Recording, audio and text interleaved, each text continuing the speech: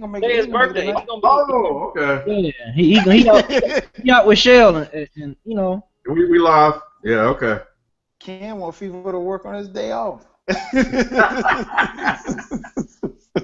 What up, y'all? What up? Welcome back for another edition of Dead End Sports. I'm your host, 12 Kyle. This is the place where sports opinions collide. Thanks for checking us out. If you haven't done so already, make sure that you subscribe to the channel. You're watching us live now on our YouTube stream. Go to youtube.com/Dead End Sports and catch us right there live and direct. Make sure that you subscribe and you follow us. Follow us on all the socials. We're on Facebook. We're on Twitter, obviously. Instagram, Snapchat. Follow us individually. Make sure that you subscribe to our channel because we have a lot of content here, more content to come. Make sure that you follow our boys off the bench. They have a great podcast as well. Of course, we have a great show for you tonight. A lot of stuff, man. I mean, really, we always have a lot of stuff to talk about each week. This week will be no different, but to be honest, with all the sports talk that we have, we probably won't get to it all, but we're going to try to. And a quick reminder before we get started, if you have any questions, any particular subjects that you would like us to cover, feel free to shoot us a tweet. We'll be reading the tweets live over the air, so we'll answer your questions. As you know, if you jump into our the YouTube stream, we have a chat room. You can jump in there with everybody else and be totally interactive. But we do have a way that you can submit questions about any sport. Because I think someone mentioned last week that they had some questions about baseball. If you have it, I mean, trust me, we can talk about anything. We know just about every sport. So if you have a question about a sport and it may not be necessarily on the docket for us to talk about, hit us up on Twitter. Shoot us a message on Twitter. We'll read it. We'll talk about it. Tonight is going to be pretty much NBA and NBA heavy as well as NFL. But if you got questions about golf, hit us up. If you got questions about hockey, hit us up. So nonetheless, we'll not be doing the show alone. Before we get started, man, big shout out to the homie FIFO. He is turning 22 today, so he won't be on the show. But we won't be doing the show alone. We got my boy Ken and Beezy. Ken, what up? What's up? Chilling, man. Beezy, what up, though? What up, though? What's going?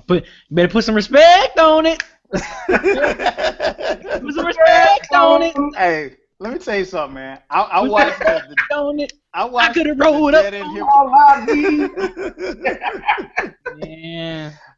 I watched the Dead End Hip Hop review of the Birdman interview, man. I was literally sitting in traffic cracking the hell up, man. I know people are probably looking at me like, man, what's wrong with this dude, man? I was really like rolling watching that. That is fun. So if you haven't done so already, after you finish watching us tonight, go on over to Dead End Hip Hop and check out the latest review about the Birdman interview. Funny stuff. Man, I wish I would have saw that video before we talked about that, because I'd have been singing the shit out of that, Ken. Man, I'd have been singing the hell out of that, man. Like, I could have rolled up on you. Put some gag on it. That ain't gangsta. Hey, are y'all finished or y'all done? Yes, put some respect on it. And then that one dude laughs like, ah! True. Oh, talk about my God, man. That was nice. That was nice. Pure comedy. So like I said, we got a lot of stuff to talk about, man. First, let's get it hot and heavy. Shout out to everybody in our YouTube chat room. Man, let's start with we thought that we had one big injury, but we actually have three huge injuries that will definitely impact the playoffs. Let's start first with the reigning MVP. He is assumed that he's headed to his second MVP. The one, Mr. Steph Curry, went down on Sunday. Slipped on a slippery floor in the Rockets arena. Sprained his knee. He did not return. It looked like he wanted to return to the game on Sunday, but it was nasty. It was a nasty spill. He was actually in tears on the sideline. They said he cried in the locker room. Come to find out, it's a grade 1 sprain. They're expecting him to miss at least 2 weeks, which would put him back at the earliest for Game 4 of the next series, assuming that they win this series, which they probably will. What do you think, Ken? Let's start with you, man. What do you think about Curry's injury? What did you think when you saw him go down, and what do you think the prognosis will be? Well, first of all, it was you want them to be fully healthy, right? You don't want to see the man go out like this because, contrary to popular beliefs, I'm a big Steph Curry fan.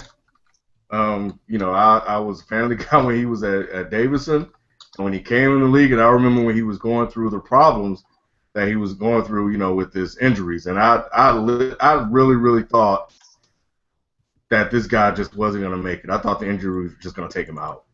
And I remember it was probably one playoffs, he got hurt or something happened, and I was like, man, I just felt so bad for the dude. Because we all know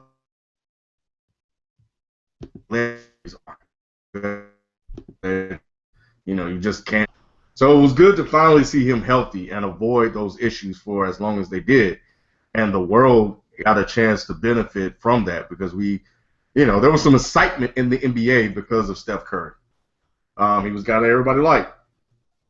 So to see him go down and knowing his history, knowing that he knows his history and how hard he's worked to get to this point to stay healthy, and to hear him crying, I understood his pain.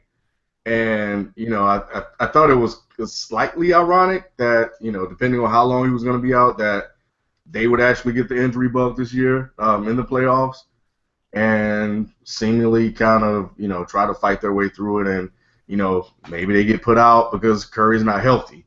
And then what is the conversation around that? So, I was kind of thinking about that a little bit. But more importantly, I was hoping that, it wasn't anything serious, right? It wasn't any like an MCL or anything that would keep him out for a prolonged period of time. So 2 weeks is a good prognosis because, you come back, a grade 1 strain is anywhere from 2 to 6 weeks.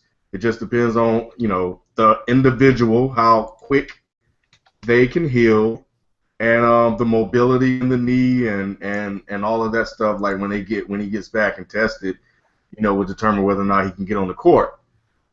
Fortunately for him, some other things have happened to where he won't have to come back on the court. So more importantly, man, I just really hope that the guy can finish out the playoffs because you won 73 games, and you don't want to go out like this, and nobody want to see it go out like this. Like, we don't want to put an asterisk on this season because Steph Curry wasn't able to come back in the playoffs. And, and I think we would have to, over time think about applying that to this season if they get put out and Steph can't come back. I mean, we really have to look at the season and evaluate it from that perspective. But I think he'll be back. I think he'll be fine. I think he'll miss 3 weeks because I don't know if they'll rush him back. With the ankle, and then he comes back in the very first game and he slipped on some basketball man sweat juice on the floor, and he's out. And it was a fluky injury. Like, I think the thing is, we knew about the ankle, and people were saying, oh, you don't need him to beat the Rockets, and then he comes back and he gets hurt, and it kind of validated a lot of the things that people were saying. But Montejunas fell right before him. Slid across the floor. And then, so, it was just one of those things that just happened. So, more importantly, man, I hope he gets healthy, and I hope he gets well because we need to see Steph in these playoffs. I just really think that he just makes things more exciting. I agree totally. What about you, B? What was your thoughts on Steph going down? Yeah, I know I'm pretty sure, Adam Silver and all the marketing guys behind the NBA is kind of like, damn, one of your marquee guys, your superstars in the league is down during the NBA playoffs. So can you imagine how David Stern would have felt if Michael Jordan was out for the remainder of the playoffs or something like that? You don't got Michael Jordan in the playoffs, so I'm pretty sure that that sucks from that point. It also sucks if you are a diehard Warriors fan and you want your team to pull off that historic season, and after winning 73 games, and then finish it up with the with a championship, because of course if you don't win a championship, people gonna be looking at you like, oh, this season don't count. You gotta finish with a championship. So I feel for those folks as well. So yeah, all in all, I mean, to be honest with you, I know he wanted to play, but I think he shouldn't have played. I think they could have definitely just let him rest it up. It's freaking Houston. Just let him go ahead and take care of Houston in 5 games, and then call it have him rest up and be ready. Maybe come by like game 2 or something by the second round. That's just my opinion. I just think he shouldn't be playing. But when you're competitive, I get it. You want to play, you want to go out there and compete and help your team win and finish these teams off. So that makes sense. I get that part. So at the same time, I can't blame him. But then it's like maybe you shouldn't have been playing. But I think the first injury was his ankle. Then he ended up hurting his knee, though, right? Right. Yeah. So, his ankle. Yeah. So really, you can't really. Well, it'd be different if he had like re-injured the ankle again while I was playing. So it was just a freak slip, accident from on the court, which the court should have took care of. They should have got that already anyway. And he just kind of fell funny on his knee. So just give him time to rest up. He'll be, if all else fails, if they end up playing against either Clippers or Portland, I think they can feel confident of beating them in the second round without Stephen Curry even stepping on court that second round. Right. Yeah, I agree, man. I thought it was scary the way it looked, because anytime you do a split, you just, when your body goes one way and your knee or your leg goes the other way, I mean, it's not a good look. But when he got up and he kind of jogged it off, I mean, normally if you see a guy jog, because it looked like he could have torn his ACL. But when he got up and kind of jogged it off, I was like, okay, well, so it's not an ACL, because if you tear an ACL, trust me, you're not getting up jogging, doing anything. The fact that he was able to put some pressure on it, I was like, he's going to be okay. I knew that he was done for the day. But, I think I agree with you guys. I think I don't necessarily knock Golden State for putting him in the game, because I think I'll put it like this, B.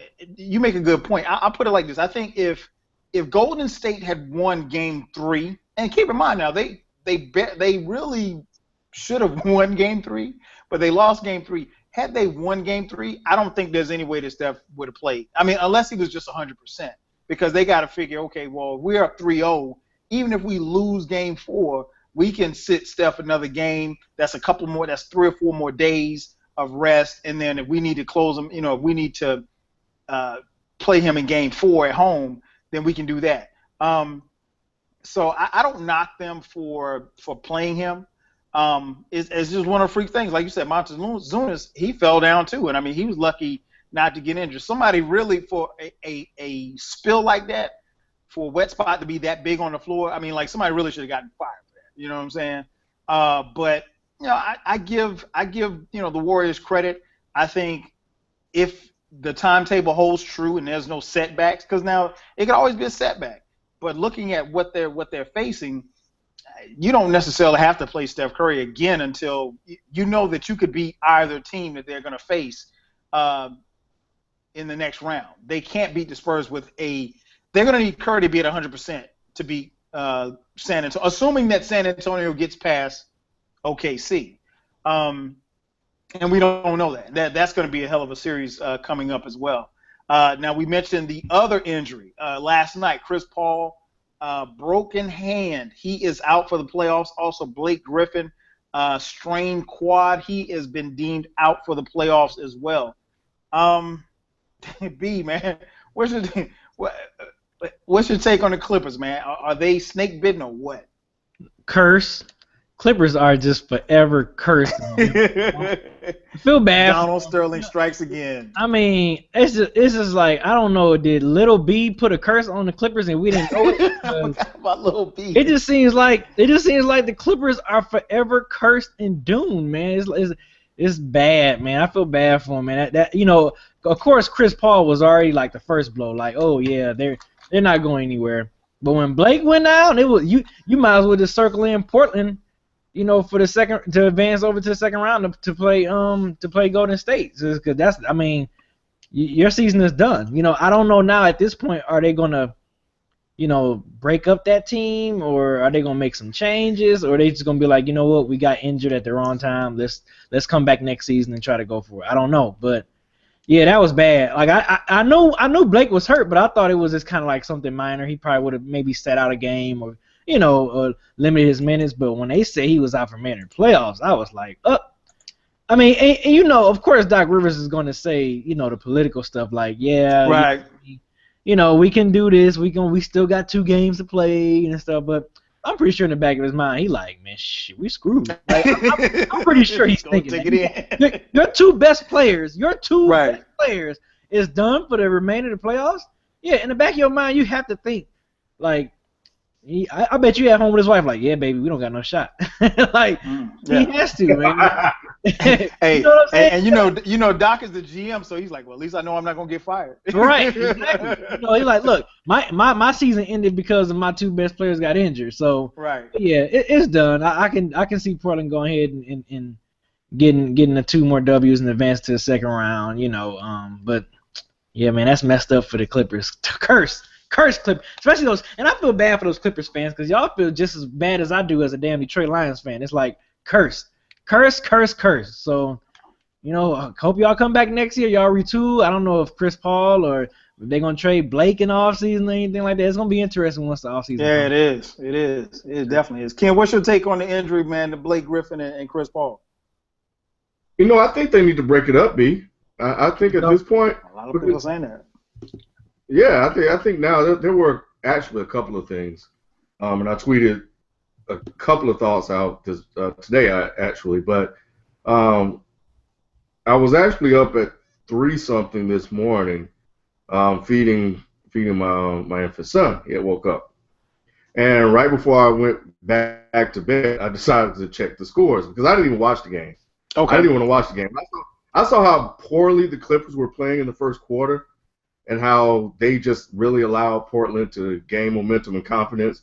I already knew what was up. I said, I'm not watching this. They're going to let these boys talk. Like, they couldn't take advantage of a situation that would have benefited them. Right. They came out flat, like they didn't have any enthusiasm. Like, I was like, what's wrong with Doc Rivers? And everybody knows Steph Curry is out for 2 weeks.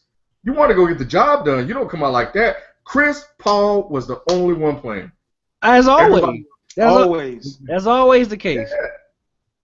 So I was like, I'm not watching this mess. So I went to bed. I went to sleep. So at 3 o'clock, I decided to check the scores, and I saw it. I was like, Chris Paul, breaks hand. And then I saw Griffin, and all I could do was chuckle. Because I was like, man, how lucky are the Warriors? Here you are, earlier that morning, you just lost your best player, and everybody was like, you could possibly beat the Clippers? Because we all know the Clippers are still the Clippers, and they could find a way to lose that series. And all of a sudden, they go out and get hurt. You know what I'm saying? And it's like, how fortunate are you? And the second thing was, prayers do work. Because I remember Curry. Believe in the power of prayer. Man, prayer changes things. I'm telling you. Because that same Curry next day. Not 1, but 2, Kyle. The best players. Amazing. And they're done. They may not even get past Portland now. And I was like, wow, that is kind of crazy. So, again, the ball bounces their way, and you need luck. I mean, they still got to go out and play the games. We all know that. Right.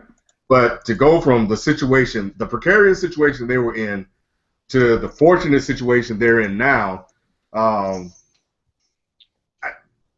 it's unbelievable, man. I've never seen anything like this before.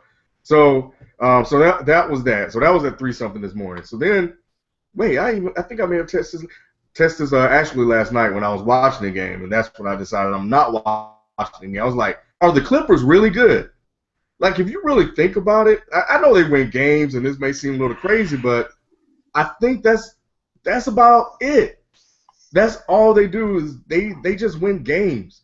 I don't ever see, and I haven't seen a championship contender in a while.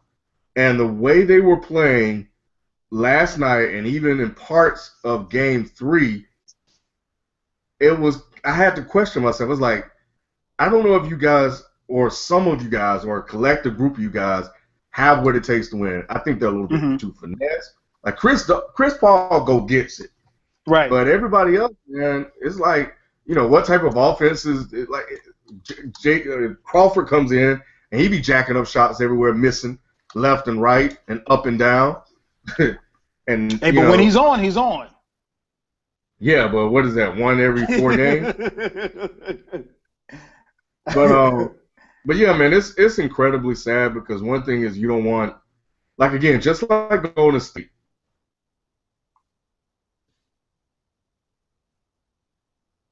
You wanted Kyrie Irving. You know what I'm saying? And it affected outcomes, of that finals. And then you kind of look at it and be like, there's the what if. Now all of a sudden, there's a what if attached to this finals because Curry goes out and in a unfortunate circumstances, Chris Paul and Blake Griffin get hurt. And it's like, I don't know. So now it's like, what if? Like, what if now? Yeah. You know what I'm saying? Because if all of a sudden they beat Portland and they go face the Spurs, they'll be fully healthy and they've dodged another bullet. And, it's crazy, man. God blesses the Warriors. If you believe in that sort of thing. I hate to see it, man. I felt so bad. I hate it. And not just. I don't think that they would have that the Clippers would have beaten the Warriors. I personally like you guys said. I want to see everybody at full strength. I want to see the Spurs at full strength. I want to see the Warriors at full strength. I want to see Cleveland. I want to because that alleviates a lot of stuff. A lot of talk when people say, "Well, such and such was hurt. We would have had a chance." And I mean, like there were people that said last year that the Cavs would have had a shot if Kyrie. Of course, they would have had a shot. They weren't chopped liver. But I think, one of the things that is unfortunate, and I really feel bad for Chris Paul because, like you said, to me, it seems like on a night-to-night basis, he's the one out there that really, really is out there fighting. And I stopped believing in the Clippers a while ago. And we talked about it at the beginning of the season. It's just something about them, man. I can't really put my finger on it.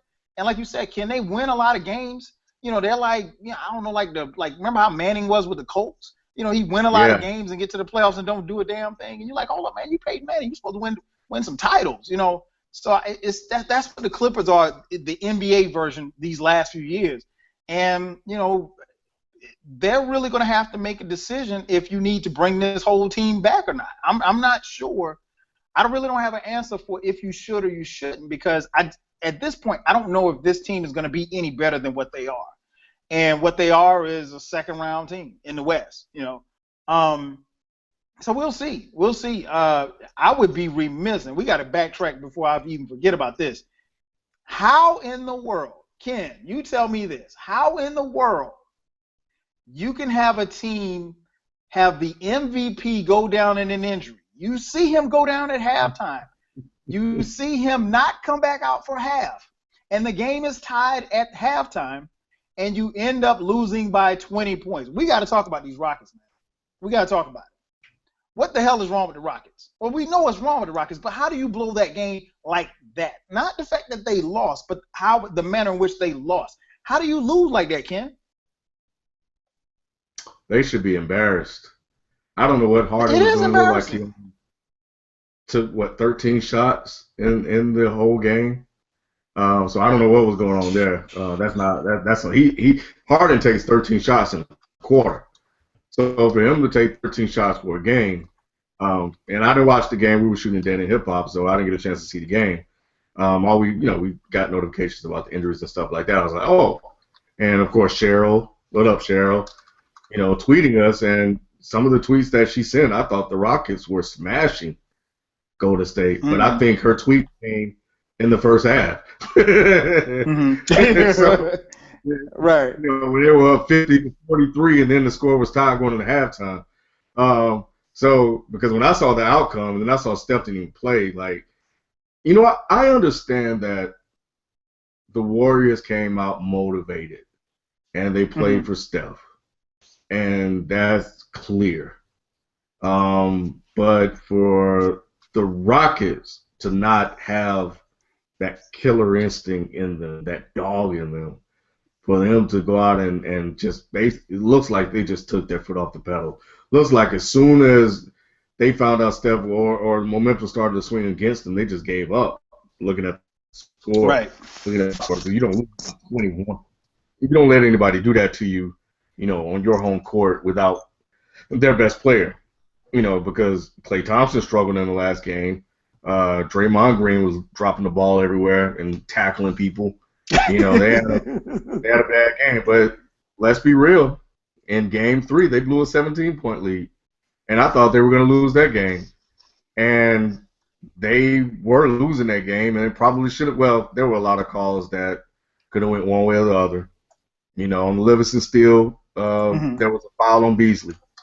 And on Harden's game winner, there was a foul, he pushed off, on right. Harden. So it goes both ways. And the NBA in their report acknowledged that there was a foul on the inbounds play that Livingston stole. I hate that.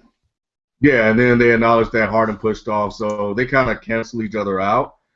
So I don't think there's really any point in complaining about that. The thing is, they lost a 17-point lead, and they almost lost that game. And they're lucky to still be playing. And now you still have a shot. You still have a shot to beat these guys. You've been in this spot before, but nobody expects it to happen. And that's the sad part. But the other thing is, and the other thing it tells me is, based on what we're saying and the way we're looking at this Warriors team is really, really loaded, man. Because we're saying that without Steph Curry, they'll go on and they probably would have beaten the Clippers, fully loaded Clippers team, and we're saying that they'll beat the Portland Trailblazers because of the talent that they have without Steph Curry. So to me, it was like, man, that they really have a loaded roster. So the Rockets suck, man. Let's just call it what it is. And they just, they got that guy on their team that didn't want to be there. You know what? I was listening to, and I'll wrap this up. Zach Lowe, the Low Post podcast, and they actually said that Dwight Howard never wanted to go to L.A. His intent was to go play with Darren Williams in New Jersey, in Brooklyn. Do you guys remember that at all? No, I heard a rumor about that. Yeah, and something happened. He kind of, signed some papers and then signed some papers, and he ended up stuck. So I thought that was interesting. So say, for instance, he goes to Brooklyn. He's never in L.A., and, he's never in Houston, and who knows what happens. But nevertheless, man, the Rockets suck. They never should have made the playoffs, and they're just wasting everybody's time. Just go home already. Yep, that's true. I agree. I think it seemed like I think we would have got a little bit more competitive. Of course, they would have lost, but I think we got a more competitive series if Utah would have got in there. Right. It was just Utah just didn't take care of business when they were supposed to take care of business in the final week of the season, regular season. But yeah, I mean, this is another example of another one of the coach firings that I think that backfired on your team. I think the coaching backfired when Monty Williams got fired from New Orleans Pelicans. I think Kevin McHale is another prime example of the coach firings, and it kind of backfired on you. I'm forgetting another team. There's some other teams where they fired a coach and it kind of like backfired on them. But yeah, like Cleveland. I think I think firing Kevin McHale, I think you got to think this team was playing in the Western Conference Finals last year. You know what I'm saying? Like Kevin McHale, the way he coached them boys to come back down from a 3-1 series and win against the Clippers. And, have him facing the Western Conference Finals, and now look at this. You fire him, and now, like, Houston is like a joke. You know what I'm saying? Because I really think, mentally, I think Kevin McHale had them boys ready. You know what I'm saying? It just, unfortunately, they just went up against a superior Golden State team. But, yeah, I think, like Ken said, Houston sucks. But I really think firing Kevin McHale, I think that played some of a role of why Houston underachieved big time this season. If you're a Western Conference Finals competing, you should be you should be a 2-3, 1, 2, 3 or 4. Well, not a 1 seed, but like a 2 or a 3 seed. you know, at that point, you should be up there in the level of the OKCs and the Spurs. Exactly. But, you know, it's just, I think the coaching, man. I think Kevin McHale, I don't know, was it his front office or James Harden wanted him to go or what? It was, I don't know. But like Ken said, they freaking suck. And James Harden makes the team that you were thinking about, that they mentioned in the chat room, was the Bulls. The Bulls. That was another team that, I mean, you get rid of Thibodeau, and the Bulls only make the playoffs. Yeah, the Bulls. You fired Tibbs, and now look what happened. Now players don't even respond to the new coach. They don't even like the new coach. So, yeah, man, that's another example of you firing your coach, and now it's like backfiring on you. That's why they don't need to get rid of Marvin Lewis. I forgot. He ain't went to football. Hey, man, I don't know what Marvin Lewis got. Marvin Lewis must have got pictures of the owner and some prostitute or something, man, because Marvin Lewis ain't never getting fired. Hey, but the Ken's point, Cincinnati, they was like the paper bag team before he got there. Yep, they were. And I forgot you guys were shooting on Sunday. You know what, man? The energy was I'll put it like this: the energy was in the building when they came back out for halftime, and they didn't see Curry out. They saw Curry. The crowd saw Curry warming up, right? So Curry's warming up, and he's trying to get himself together, whatever, like that. And they end up so they end up sitting him down or whatever. So Curry, before the half even starts, Curry walks back off the court and into the locker room, right? So everybody, so it wasn't like it wasn't a clue. The Rockets knew that Curry was out for the rest of the game, or at least for the foreseeable future, that he was going to miss at least a quarter or so. So I mean, and when I tell you guys the game was tied, man, Golden State went on they jumped on him on a 12-5 run or something like that, and then they put on like another 10 or 15 more points, and the game was over in the middle of the third quarter. I mean, it was lit. The Rockets had this look on their face, like, you know what, man, it's time to just shut it down. Let's go ahead and put our hats on and let's get our rods together and let's go fishing, because it was over. It was over, and I'll be interested to see what happens tomorrow night when they play. If they come out lethargic, they'll get blown out. If the first 5 minutes of tomorrow's game will tell you whether or not the Rockets give a damn or not. I think that'll tell you. Now, whether or not they win or not, I don't expect them to win at Oracle Arena, but I think at least put up a fight. But I mean, like, they didn't even fight. And you would think, okay, these guys are down. The MVP is down. Let's see what I mean, Draymond stepped up. Clay stepped up. Everybody was stepping up. And here it is, Harden was a non-factor. Howard, I don't even know what to say about Howard. He was non-existent. He was out there, but he ain't do anything. And it's interesting, man. And I don't know what the situation. I think Bickerstaff, if I'm not mistaken, and I'm so sure somebody in the chat room will tell me, I'm not sure if I think Bickerstaff is on an interim basis. I don't think he's the official head coach. So he's probably going to get let go. So they're going to scrap this whole thing. And I think Harden's not going anywhere. So I think I don't even think Howard's going to come back. But Houston, man, they look awful. It was, no effort whatsoever. It was just terrible, man. Trust me, it was awful. If somebody had told you that Steph Curry would have gotten hurt and the game was tied and Houston had the momentum at halftime, that you thought they'd win at home, you would have thought they'd win. But like I said, they didn't put forth any effort whatsoever. James Harden is not a superstar. No. Everybody go listen to Off the Benches, the video, it's the audio of their podcast, What is a Superstar? And I think they make some valid points. James Harden is not that dude. No, not at all. Now, he gets paid like one, but he's not. Speaking of superstar, great segue, Ken. Your man Mark Cuban, man.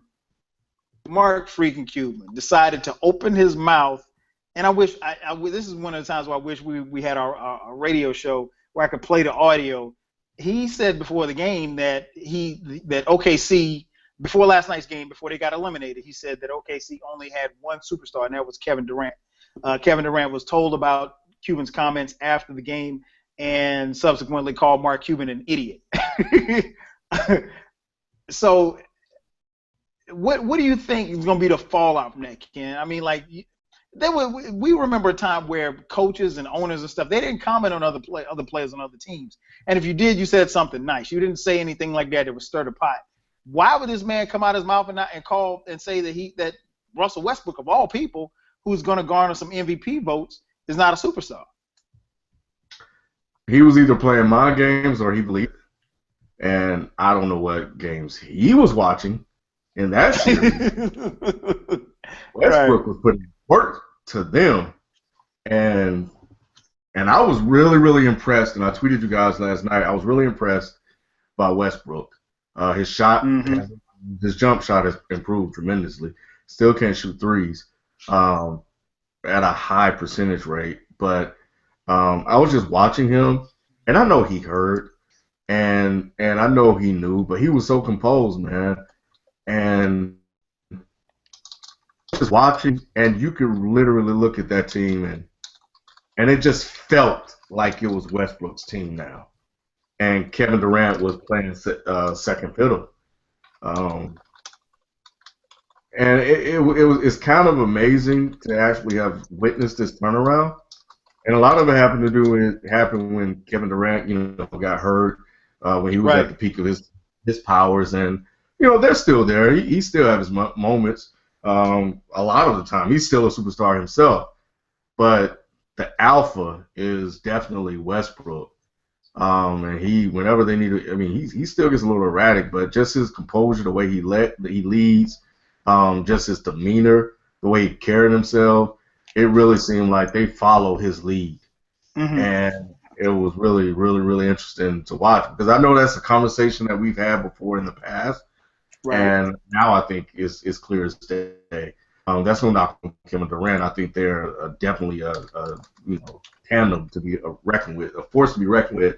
But yeah, so there's that. So for him, meaning Cuban, to come out and say something like that, first of all, why would you even risk pissing off Russell Westbrook, knowing he could go out and put up 50, 15, and 12, on you?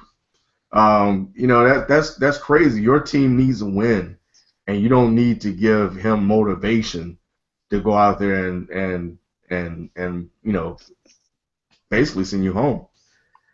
And so Cuban, man, Cuban, he's always done that. He's always been that guy that talks. And I'll be honest though, I do like it. Like when when they called out Charles Barkley and said Charles Barkley was a fake hustler, I like to see that side of that was funny. That was funny. Yeah, I thought it was funny. I like to see, I know they're supposed to carry themselves a certain way and blah, blah, blah. But I like to see that, because the sports is a competitive sport. And it's good to see, like, the executives be as competitive as the guys on the court. That shows that they really care about, what they're doing, and they believe in their team. So I think it's fun. I think it adds an extra layer of excitement to it. And, we don't always need to be so – we don't always need to be so the outcome of your words. So if you say Westbrook is not a superstar and just an all-star, right? He's an Olympian.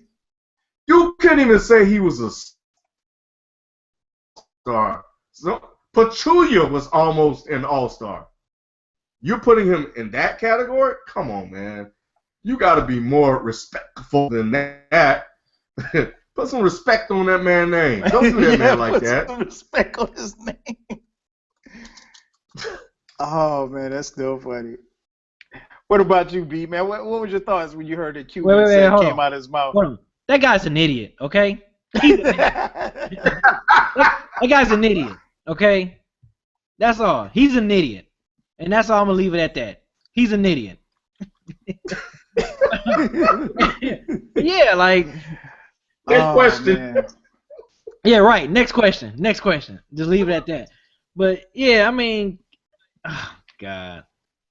I'm with Ken. I don't know if he was just trying to play mind games to frustrate them, like you're going to frustrate a freaking Russell Westbrook who already has a freaking killer instinct and is out there to put his foot down your freaking throat and keep on stumping and stumping and stumping. So for him to say that, like, Like that was stupid, Mark Cuban. Like I mean, but at the same time, it's not even surprising because it's like he always say some. Nah. He always say some stuff where you just be like, huh? Like you be like, did he just say that, or did he just did that, or did he think that? Like, yeah, it's at the same. It's not surprising. So for him to say that, I wasn't like, oh my god, just like I can't believe you say that about Russell Westbrook. It was just kind of like, wow, really, Mark, like really, like you're gonna say that now, and then that's why them boys finish you up. Did you peep how he was a little shot towards Charlie Villanueva? They were saying. Yeah. He said why he can't called the Charlie right moment though? He was Villanueva an like, he idiot. probably ain't gonna be playing next year. I was like, I heard that. damn. But yeah, I thought that was hilarious in his own. And Russell Westbrook, man. all you gonna do is sit on the bench and watch 82 games again. I'm like, damn. They were killing funny. Villanueva. That was so funny. And you know what? That part of the NBA I missed because we came up in an era, and it's not. I mean, I'm gonna be honest. It's just the era that we came up in. It wasn't a whole bunch of buddy type stuff. I mean, like people. I remember, and B can tell you guys. I remember when Magic and Isaiah they used to do the little kiss thing before the game, and then they got into the finals. And I think it was during the finals. Isaiah had like a clear layup, and Magic tried to take him out. And I think it was more or less Magic was basically saying like, look. We might be boys off the court, but right now we're both trying for the same thing. We want a ring, and I think they both admitted that playing in the finals against each other hurt their friendship. But, hey, man, at some point in time, you got to lay it on the line, and you got to know that you're fighting for the guys in that locker room, friendships and all. And in the league, I understand guys like Carmelo and LeBron, they grew up together. They played – I mean, not grew up together, but they played AAU ball and stuff like that. And I understand how friendships can develop off the court, but it's just – it's good to see that competitiveness where guys genuinely don't like each other. Teams genuinely don't like each other. I think that's good for basketball. I mean, it's not going to get physical because, you can barely touch somebody in the NBA without it being a flagrant foul. So that's Miami. Oh, man. So and the Hawks. So we're gonna talk a little bit. They call a lot of the Hawks and the Celtics. Yeah, and I'm like, dudes are barely touching each other. I mean, but I think it's where the NBA is. They don't want to see guys. Now, I'm not a fan of the refs, but that's another story for another day. So Kyle, like it's so inconsistent. It is inconsistent because Drummond practically elbowed the shit out of LeBron in the back of the head, and there was nothing called. Isaiah Thomas slapped the shit out of Dennis Schroeder. And he was just assessed a flagrant one. From my understanding, is that if you throw a punch, you're out. You're out. You know what I'm saying? And they just gave him a flagrant one. So I think they need to get much like the NFL. They need to be consistent if they're going to call the game this week. Because we're sitting on the side like we want to see these guys play. We don't like to see Kevin Durant ejected for an accidental slap across the face that we all know wasn't intentional because Kevin isn't that guy. Like, I know that game and that series was chippy, but it's the playoffs, man. These guys don't want to go home. They out there fighting for their playoff lives, and they're going to give it all they have. And that's the one thing I do like about Kevin Durant so far in these playoffs is that he's playing with a lot of emotion. Like, every single shot he makes, he's mean-mugging and scowling when he runs up the court. And I think he's getting a lot of that from Russell Westbrook because Kevin Durant, he's played with a lot of passion, a lot of energy, but he's never been that demonstrative. He's never been really that fierce. Like, when he's lighting you up, he'll let you know. But it's different. And we've seen this actually. We've seen him grow up a little bit because he was Mr. Nice Guy. And then all of a sudden the media, he hates the media. And he's just he gets chippy with people like that. But, it's good to see him like that. And the last thing I got to say, though, and this goes out to Justin Anderson. Justin Anderson, that elbow you gave Russell Westbrook when you dived on the ball, man, you lucky you didn't get your head knocked off. Because Westbrook was ready to give him that work. And everybody in the court, man, you saw the way he got up. I was like, ooh, shit. But Westbrook thought about it. He was like, nah, you going to the crib, and I need to be ready for the Spurs. But Exactly. Man. Yeah, it's going to be interesting to see, man, because I think I really like I prefer if the refs calling touchy fouls, then let it be that way. Let it be that way the entire game. If the refs are letting guys get beat up and letting them play, then I prefer it. I just like you said, Ken. That's the key word: consistency. Because here's the thing: as fans, we don't want the refs to become the game. I didn't tune in to see, the ref or whomever the ref is, Joey Crawford or whoever. I don't know the ref. I didn't tune. I want to see the best of because this is the great part about the NBA. On a night-to-night basis, we're getting the best of some now. Some of these games haven't been all that great, but for the most part, we're getting the best of the best. So we want to see that on a night-to-night basis. We're going to come right back to the NBA, but I want to jump over to a big story that came out in the NFL. Honestly, I don't want to talk about it, but we're going to talk about it. Tom Brady, man. As many of you know, the case against Tom Brady with the Deflategate was thrown out. The NFL filed an appeal. It went to the appeals court, and the appeals court has ruled in favor of the NFL, and Tom Brady, as of right now, is suspended. So he has a chance to file an appeal, I'm assuming. I don't know how the situation works legally, but Brady still has a couple of legal hurdles if he chooses to fight, and we know Brady. I mean, be honest, Brady's dug in too deep not to fight at this point, and the NFL is dug in too deep not to fight it as well. So my question to you be, how do you think this thing plays out? Do you think Brady takes it back to court? Because they said it could possibly go as far as the Supreme Court, which I think is crazy. Man, that's nuts. Right, we got so much other stuff to worry about. Yeah. Tom Brady misses four game checks. And trust me, if Tom Brady misses 4 game checks, he ain't going to miss them. So what's your thought? I guess the question I have is, how do you think it's going to play out? Do you think he'll eventually get those games, or do you think he will be exonerated? I think he's not. I mean, I think he's probably at this point he's probably like, damn, again, like, all right, let me go ahead and just sit out these 4 games, rest or whatever, because they're not playing on one. They're not. I think when I saw their schedule, they wasn't playing anyone that was like, oh man, they're gonna need them first 4 games. If I'm not mistaken, I could be wrong, but correct me if I am. But yeah, I think at this point, man, it's like we're really running this from something that happened 2 years ago now. Like, really? If I'm Tom Brady, I'm like, man, all right, y'all, I sat these 4 games. Is get it over with, get this season going. We know the Patriots are gonna still be, one of pretty much the teams that's gonna take the NFC East, this season. So AFCs. Mm-hmm. Yeah, the AFC. I said NFC. My bad. The AFC East.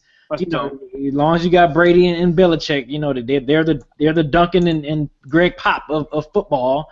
So they're gonna still be in it. So if I'm Tom Brady, I'm like, man, again, really, go ahead. I'll chuck up my 4 games, whatever, and let's play some football. Because like you said, we got bigger things to worry about for a freaking Deflategate to go to the freaking Supreme Court. The Supreme Court? Are you kidding me? Supreme Court, man. Nah, man. Like, cut it, please. Stop it. I'm sick of it. I'm sick of hearing it, and I'm pretty sure Boston. Yeah, me too. Is sick of hearing it, and anybody else who watches the NFL is sick of hearing it. So I'm just tired, man. I'm done. Brady, just chalk off your little first 4 games. They're meaningless games anyway. Y'all gonna be right back in it. Y'all gonna probably be 3-1 by the time you come back from that 4-game suspension. No doubt, no doubt. What about you, Ken? Your thoughts on Brady suspended again? I'm exhausted. Just back and forth, and one person, it's just exhausting at this point. It's moved past whether or not he's innocent or guilty. This is just about Goodell being able to lay down the law that they agreed to, and now they don't like it, and now they're challenging it. And you know what? We're in America. You can take anything to court. And I just think if this goes to the Supreme Court, I'll be honest, I'll probably lose a little bit of respect, because it's like, this is ridiculous that you guys are taking it this far. And, and on one hand, yeah, you're fighting, but I don't care about Brady. I don't care about the NFL. I don't care about Goodell enough to give them any credit for fighting and seeing us all the way to the Supreme Court. You're wasting everyone's time.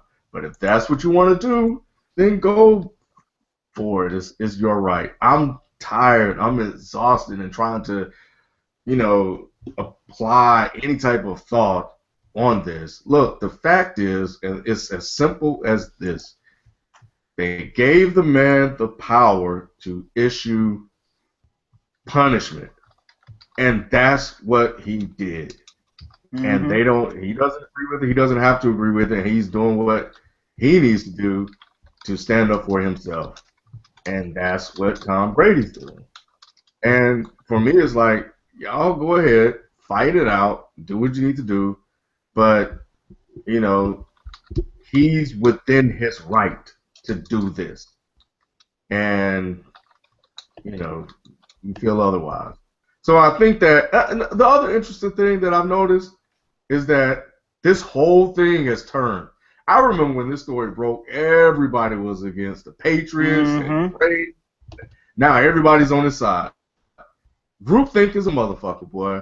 Like, it's funny how everybody turned. Even the football players have changed their position.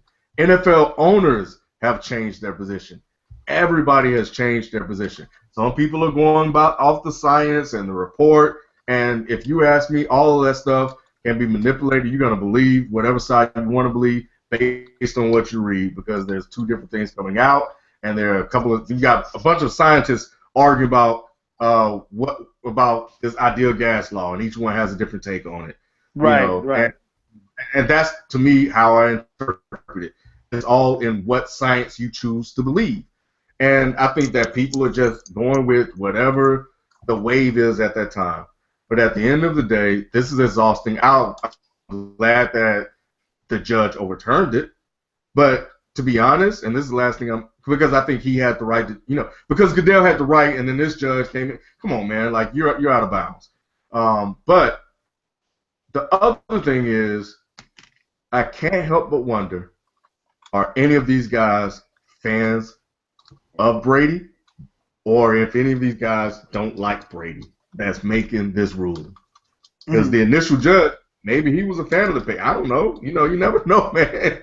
But you never know. So whenever these guys are making this ruling, it's like, do you like Brady? Do you like Brady? Do you like the Patriots? I like the Patriots. That could factor in the decision. We never know. But anyway, man, it's exhausting, and now it's back again, and now Brady's gonna more than likely fight, and we'll be talking about this again. I think everybody's tired, including Brady himself. So, like B, I don't know, he may just like, I'm done. Yeah, I think I agree with you guys. I'm tired. If I don't at this point, and we talked about it. I guess it was last summer when it happened, when Brady was reinstated. I felt like the NFL took that L. So I felt like the NFL should have just stayed with the L.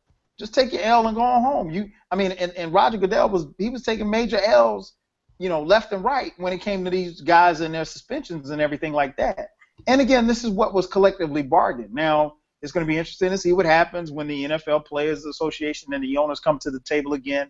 I think the deal is up in another 2 or 3 years, and they have to, negotiate. I'm pretty sure they talk about taking away some power from Goodell. But we'll see. Goodell's got the juice. So, he was the judge and the jury when it came to punishments. That being said, now I'll be the first to admit, I think Tom Brady was guilty as hell.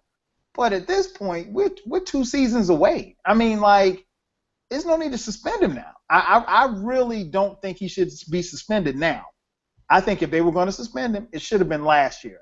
The fact that they didn't win last year, let it go. You suspended him this year for something that happened 2 years ago? Nah, bro, let it go. What are we doing this for? We're wasting time. And if the NFL does suspend Brady, what does that say? Okay, so we just took one of the faces of the league off the field for 4 weeks. Who does that help? Doesn't help. It's a win for Goodell, but is it really a win? It would have been a bigger win if they were able to sit Brady last year. If you could have suspended Brady last year, I would have been all for it. Suspended him this year? Nah. I'd rather. I'm like, just take the L, man. Just take the L. The NFL, and I understood why the NFL filed the appeal, but I don't think they should have. I think they should have just stuck with it, because here it is, it's drug out again. And I don't know the legalities of it. Maybe somebody in the chat room can, if we got any locker room lawyers in there, can tell us the difference. But I think what happens is that if Brady pushes this, he could get an appeal, and it could be another 4 or 5 months before we really find out. And it doesn't have to go to the Supreme Court. We got real issues that we need to deal with in this country. So I'm not a fan of that at all. So we'll see how it plays out. Again, we've talked about it on this show, I know, ad nauseum. So, like Ken said, we're tired. But you know what, Kyle? What's that? I think that I disagree. I think that the NFL should have fought back. You can't let – I know they've lost cases like this before in similar situations, but, man, you can't take that L, dog. Like, it's L's flying all over the field. First, Brady took an L. Then the NFL took an L. Now Brady taking another L. Like, it's all over the place, and it just depends on what ruling is issued at what particular time. But I think the NFL, like Brady deserves to take this to court and fight. I think the NFL deserves to be like, oh hell no, yeah, you guys, you're not about to beat me in court and get away with this. I think there's some guilt there with the Patriots organization. I don't care. I don't give a damn about ID gas law. I think there's some guilt there based on everything that led up to the balls disappearing and the guy. Come on, man. It's just this whole thing is fishy. The ideal gas law is just part of it. But no, I think the NFL should have fought back, and I'm glad that they did. Okay, so let me ask you this, Ken. So what does the NFL benefit by winning this case? You have to maintain authority, or the perception of authority. No, I don't think. I think if they win this case and it's upheld, you maintain your authority. And at this point, it's up to them negotiating a better deal. Because if you lose, then everybody will start to assert your authority. It's like like parenting, man. You know what I'm saying? You let your kids get away with one thing, then they're going to continue to try to get away with stuff. And you can't let that happen. And that's that's when you got to beat that ass. Yeah, that's all it is.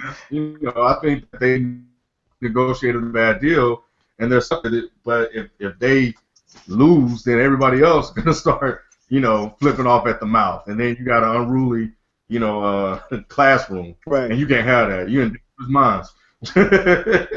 Exactly. I feel you on that point. That makes sense. That actually makes sense. Let's jump back to the NBA before we close out on the NFL. So we got some series going on. Obviously, at the time of this recording, we've got Miami, Ken, your boys, tied with the Hornets. Man, what's going on with that series? What's your take on that series right now?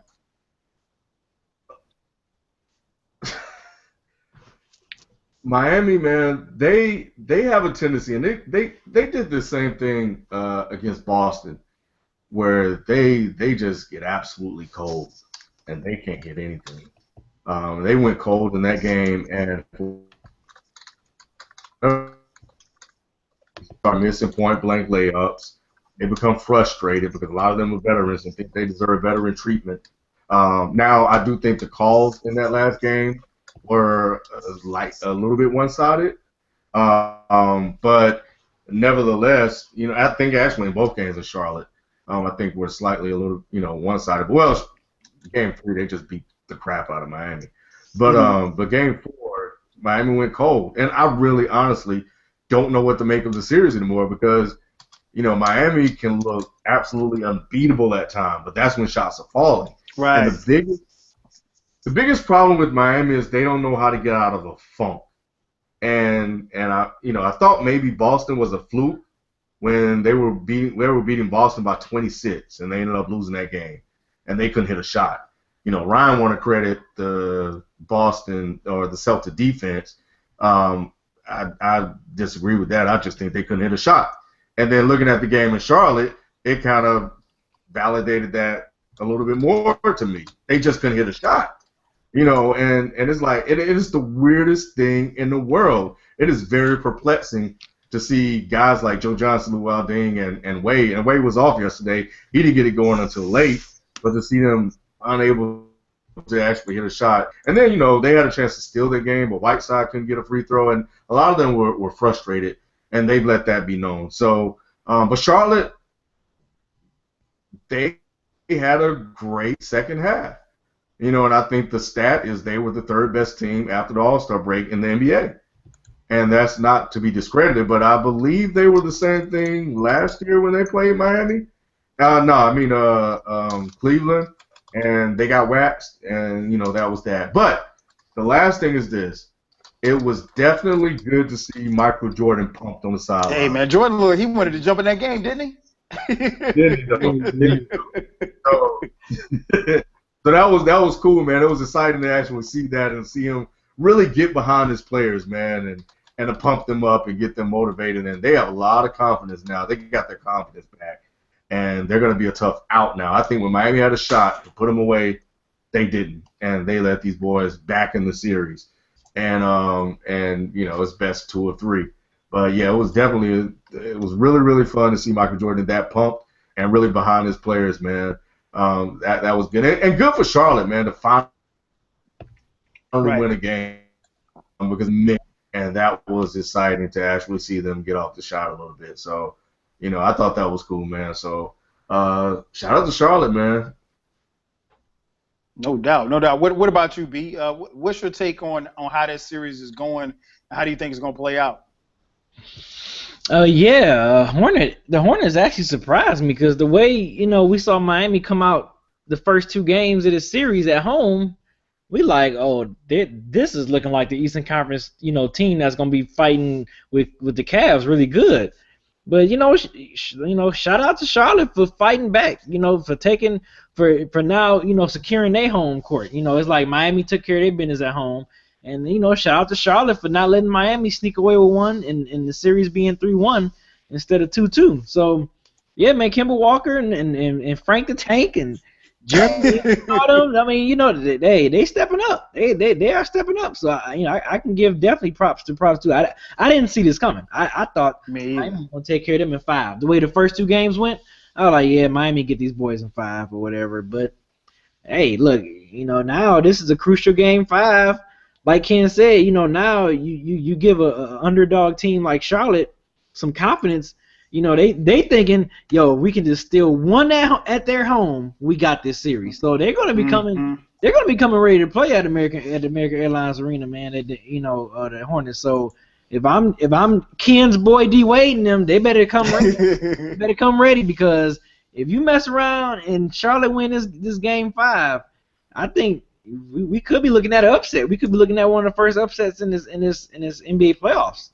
Because Charlotte's a 6 seed and Miami's a 3 seed. Yeah, 6 seed. Yeah, it's just 3. Yeah, we could be looking at a first upset, man, in this playoffs if they can pull this off. So let's see. Let's see if the power of Michael Jordan can will these the Hornets to pull out the upset, man. It's gonna be interesting. But I still think Miami's gonna win the series. It's just you just don't want to give Hornets this type of confidence, you know what I'm saying, going into this game 5. And you know what else? I agree, man. I'm surprised, man. Go ahead, Ken. What up, Ken? Oh, just real quick, you got to give Steve Clifford a lot of props, man, for his coaching. That team. I only have a great second half, but for them to fight back like that. And Marvin Williams, I don't know if you guys follow him this year at all, but he looked like the guy that was in Atlanta. Again, Atlanta can't develop.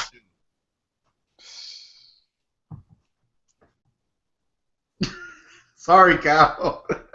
Hey, man. I mean, y'all know how. And you know what? I don't dislike Marvin Williams because it's not Marvin Williams' fault that he ended up here. It was actually our former GM's fault that Marvin Williams ended up here. Well, we could have drafted Chris Paul, but that's another story for another day. And Chris Paul wanted to come here too. That hurts. And he subsequently he's averaging about 30 against the Hawks every time he plays against us. But I'm not bitter. You know what, man? And I think it was last week we talked, and I can't remember if it was Ken or if it was FIFO or if it was both of you guys said something about the fact that you thought that the Heat had a legitimate shot at beating the Cavs. So I said, you know what? After y'all said it, I was like, you know what? I'm being a little biased, so let me watch the Heat. And I think I saw games 1 and 2, and I was like, okay, man, the Heat, you know, and I started kind of what you guys were saying as far as the points that you made. It kind of started registering. I'm like, so maybe if this Heat team keeps playing like this, like they'll have the confidence. They'll face, they were going to face the winner of this Celtics Hawks series, which the Heat can beat either team in 6 or 7 games. So I started thinking like, okay, Miami might be legit for real. And then the series goes to Charlotte, and now they're competitive games, but Charlotte they look very good at home. I really didn't. This looks like a 7-game series to me, and I didn't expect it to go 7 games. Like B said, I still think that the Heat will win, but they don't look as invincible. And like Ken, I think you make a great point. That's the problem that I think I've had with the Heat all year long, is that they go through these funks where they just can't get anything done. And it's on both ends of the floor. And I don't know if it's because of spacing. I don't know if it's because of shot selection or just what the situation is. But Miami is, I think they're still a scary team. But this looks like a 7-game series to me. And I think, you got to, like you said, you got to give the Hornets a lot of credit because they're playing well. They're playing good ball. It's going to be very interesting to see how they come out on the road. It's going to be hostile down in South Beach. And, D Wade and those guys because they're veterans and they've been there before. Haslam, even a guy like Joe Johnson, who's new, but he's had playoff experience. Those guys will be ready. They will be ready. And Spo, he's a championship coach, so he'll have that team ready. It's just going to be about how they respond.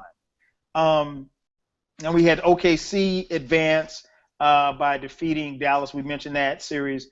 The Spurs advanced. They swept the Grizzlies. We talked a little bit about the Clippers series. So with Blake Griffin and Chris Paul being out, B, do you think that they'll win at least 1 game? Yeah.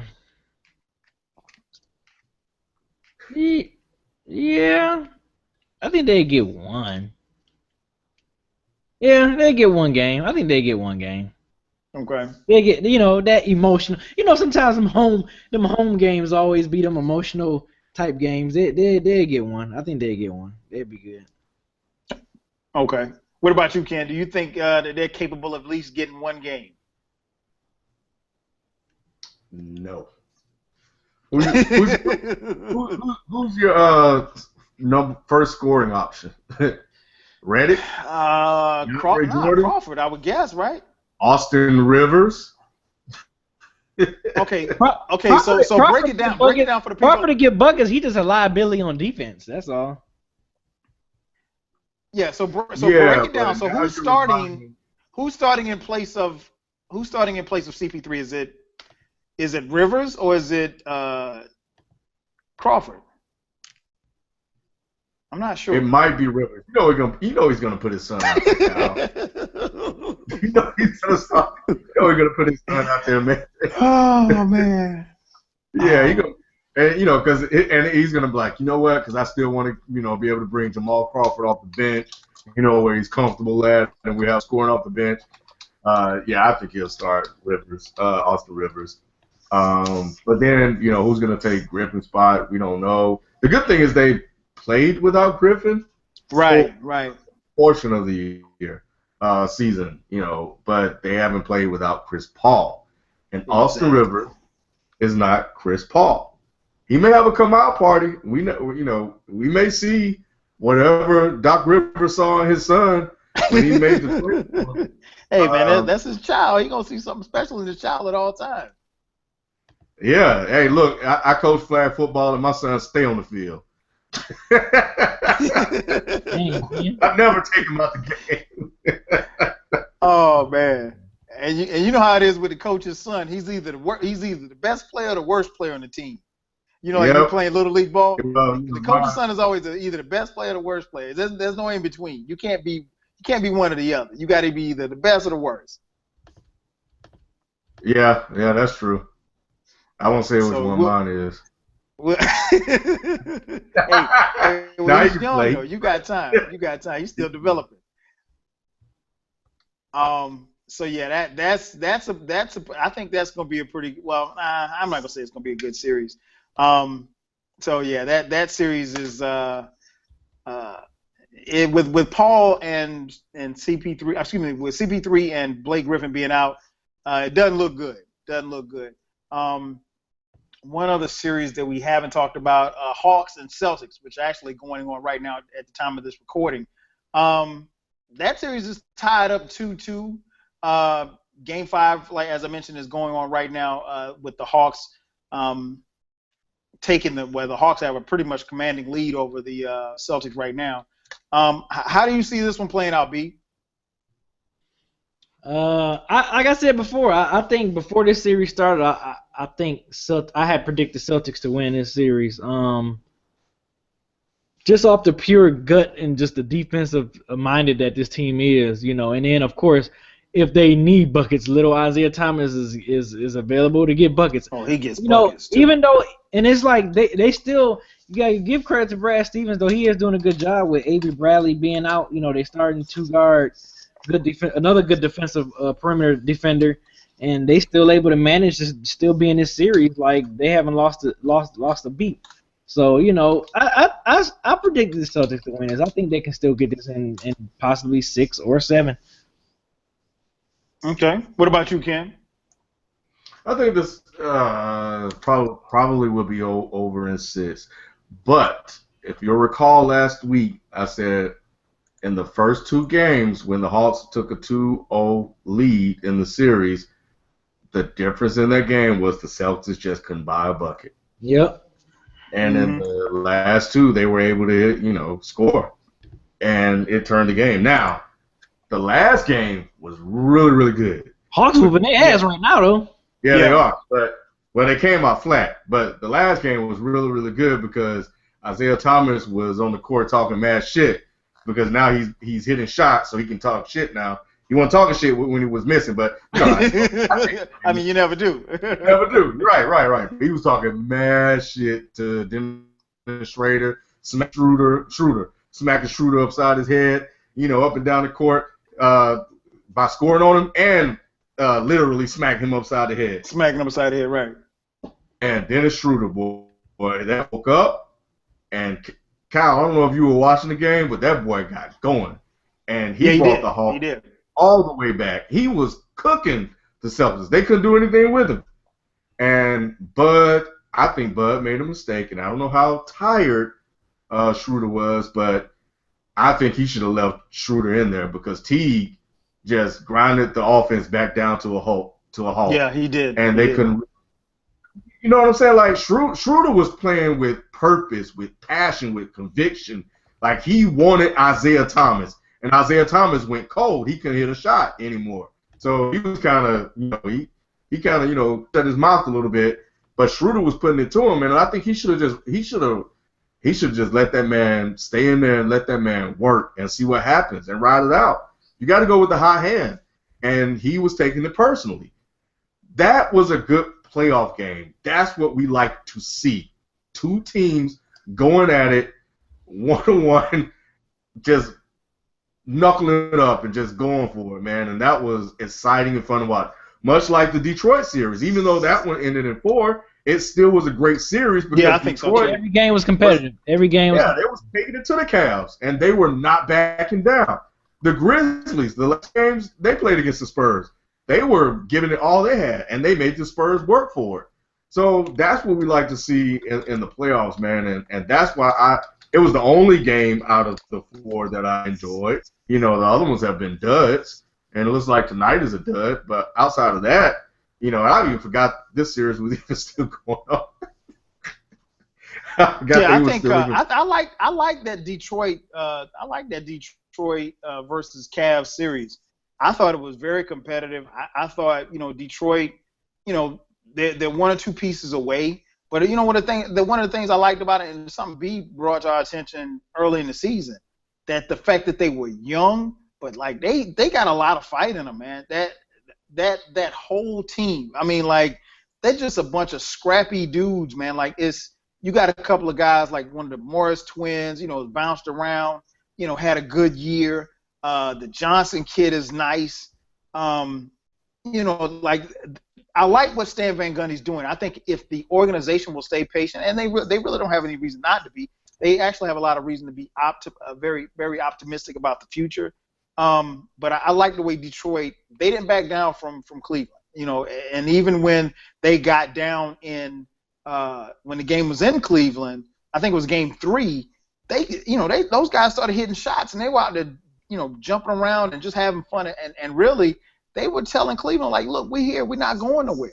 And Cleveland, being a veteran team led by LeBron, Cleveland, they kind of stuck to what they were doing, and they eventually, warmed down. But, I think it was like 2 or 3 games, Detroit was like literally winning the game, and they just kind of wilted away in the fourth quarter. So, you can blame that on youth. You can blame that on inexperience. You can blame that on not being in the playoff or being playoff ready. But, I think this is a good year and a major stepping stone. If they can keep everybody and bring everybody back and stay relatively healthy, and Detroit could be a, between 2 and 4 seed next year, Yeah, So I won't go that high. I think that's not next year. I won't go that. Well, I'm saying, like, if and that's with whoever they draft and then free agents. I like what they've done. I guess more or less I like their attitude. That's why I give them such props. I think you don't find that kind of attitude in young teams a lot.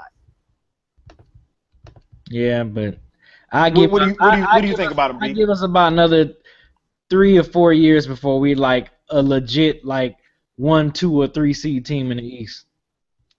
Okay. At the way we going.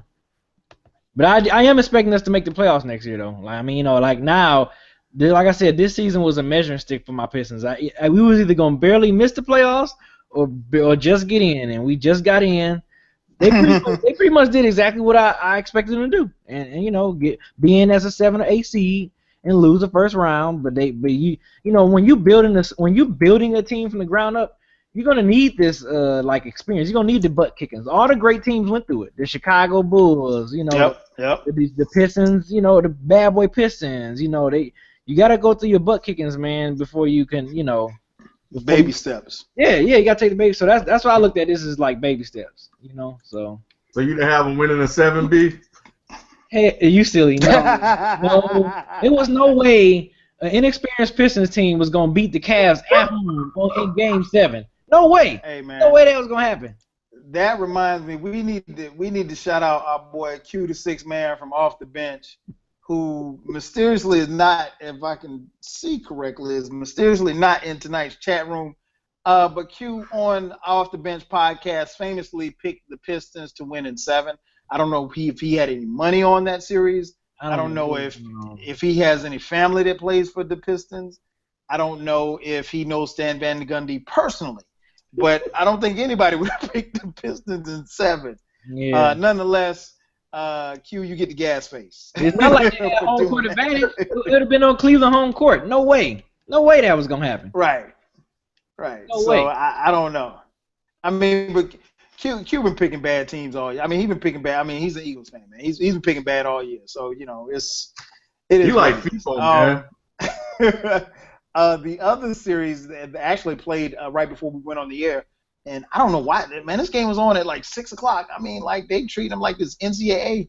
Because nobody cares about either of them. Yo, I got home from work. I'm like, why is this game on TV so early? The Pacers and the Raptors, thrilling game. 3-pointer at the buzzer was nullified, giving the Raptors the home win. They lead the series 3-2. Your man, Mr. OVO, was standing courtside clapping like a little cheerleader, but I won't get into that. Ken, what's your take on this series, man? The Pacers making a little run for it, man. It's a whack series. It's not entertaining to watch. Paul George is fun to watch. Yeah, but it is. I was about to say, that's the only fun thing about this series is Paul George cooking. Yeah, it really is, man. Because I sat there and watched 1 or 2 of these games, and Toronto, they look terrible. They look like they don't even know how to score. Kyle Lowry can't buy a bucket. DeRozan can't buy a bucket. it's terrible offensive all across the board. It's just horrible, man. It's painful to watch. That's why I was on at 6 o'clock, because nobody cared. Outside of Toronto and Drake and the people in Indiana, nobody care about these teams. Nobody care to watch either one of these teams. You know, and it's just like this is another one. I forgot about the Hawks and the Celtics series, and I forgot all about this series as well. And in all honesty, the Pacers should be up 3-2. They had a lead tonight, and they blew it. They scored 9 points in the fourth. I didn't even watch the game. I just looked at the box score. 9 points in the fourth quarter. 2 points better than the Boston Celtics 7 that they scored last week. How in the hell do you score 9 points with? Did Paul George get hurt?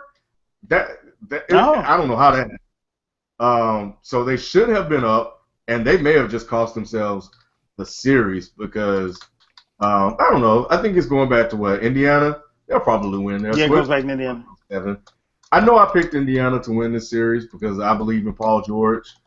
But I wouldn't mind seeing Toronto win this series because I think, like Charlotte, they're due. And, you know, we kind of need to see them move forward to the next round. And Dwayne Casey finally get a playoff win. I would hate to see them go out the first round again. It would be kind of sad to watch, but it would be so Toronto if they did. So Drake. Yeah, man. B, how do you see this series shaping out, man? They're up 3-2. Do you think Toronto closes it out, or you think they're going to end up taking this thing to 7? Yeah, Toronto and 7. I still got Toronto. Okay. Just like before the series started, I had predicted them to take the series, so I got Toronto. I didn't think it was going to be 7 games, but I say Toronto and 7. Yeah, I just commented in the chat room, man. If you're playing a NBA playoff game at 6 p.m. Eastern Standard Time on a weekday, you get no respect. They're not respecting you. That's so disrespectful. Can you imagine the Jordan era? Jordan playing a weeknight game during the playoffs at 6 o'clock. Man, he's box office. You got to see MJ at 9:30 at least. But I get it. I understand why they do. That's crazy. I mean, because like and you know what, Ken?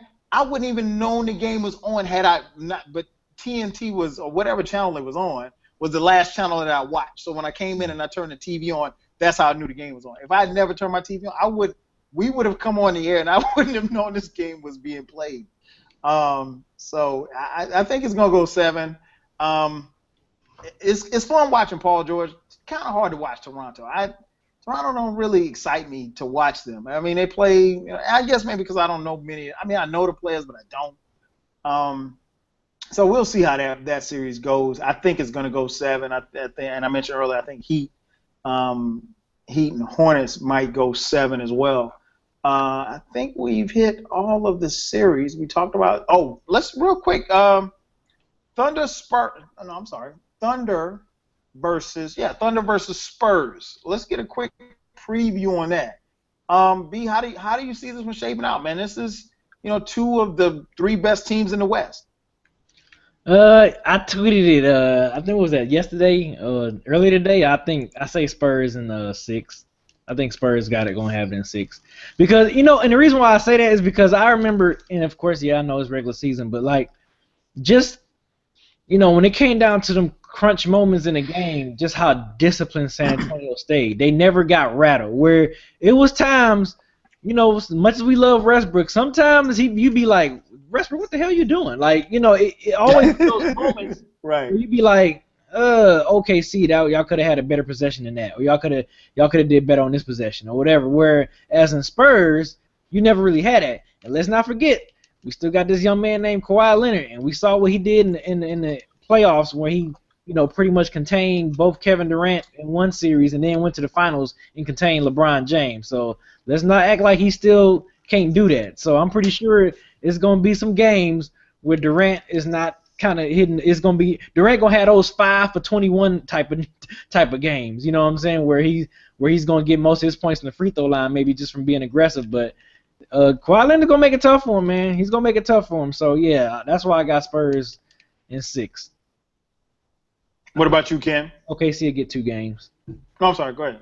No, I said OKC will get 2 games. It's sad that this is the second round matchup, man. I know, right? Yeah, it really is. Also, the Warriors lucky they didn't have to see OKC with Curry out in the second round. But in terms of this series, I'm torn. First of all, Cantor is hurt. I don't believe in Billy Donovan. OKC, as great as Westbrook and Durant are as a unit, that team becomes disjointed offensively a little too much, and they I said this on Twitter. They don't have a knockout punch. They swing, but they rarely. And they had a couple of opportunities last night to knock Dallas out of that game, and they didn't, and they went for it. They just couldn't hit. So I think that is going to play a factor, and I think that's why, part of the reason why they've had difficulty maintaining a fourth quarter lead. On the flip side, when it comes to San Antonio, Aldridge, I don't trust him in the playoffs.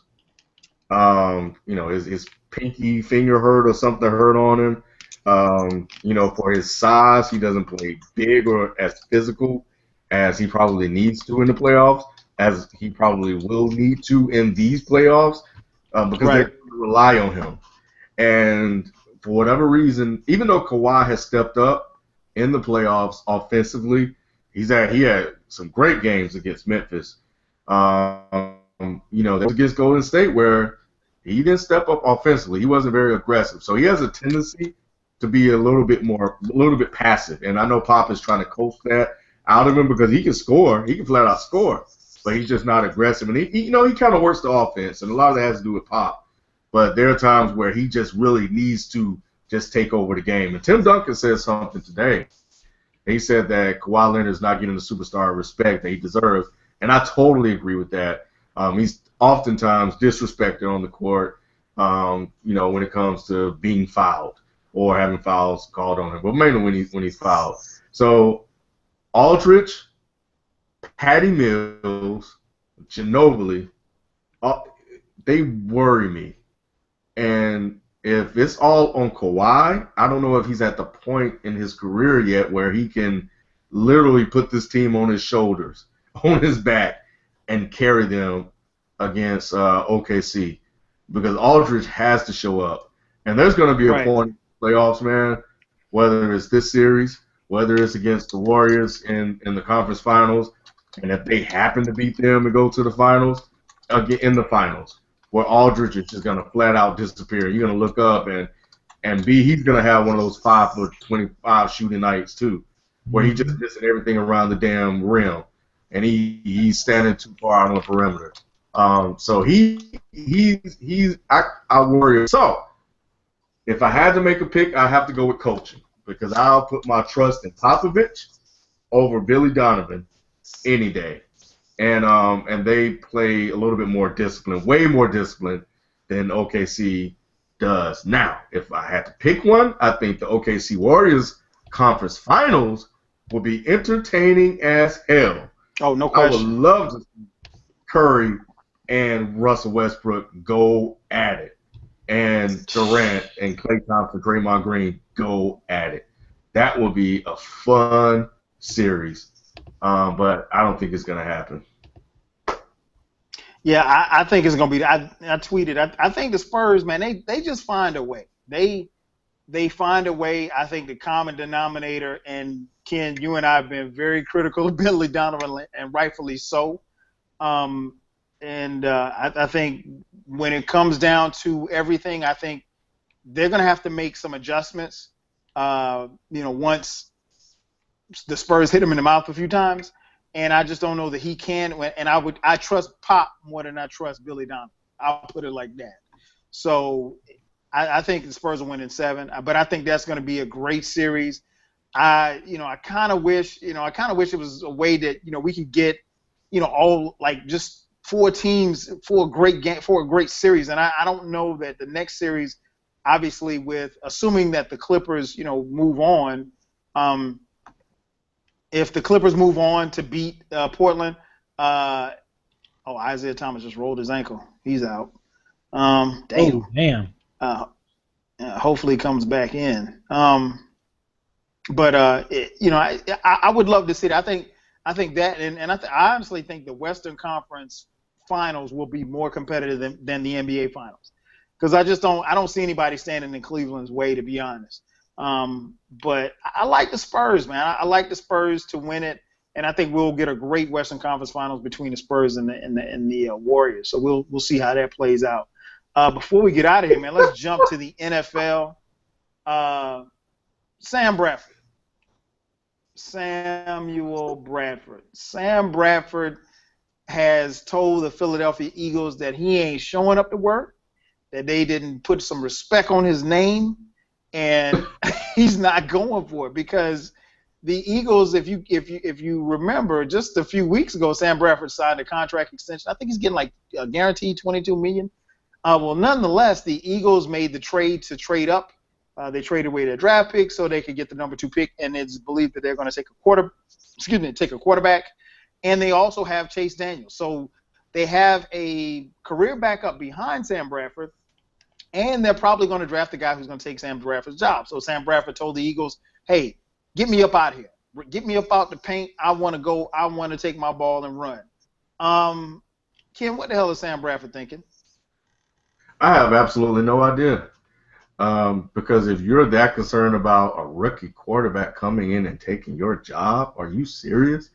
And you just finished.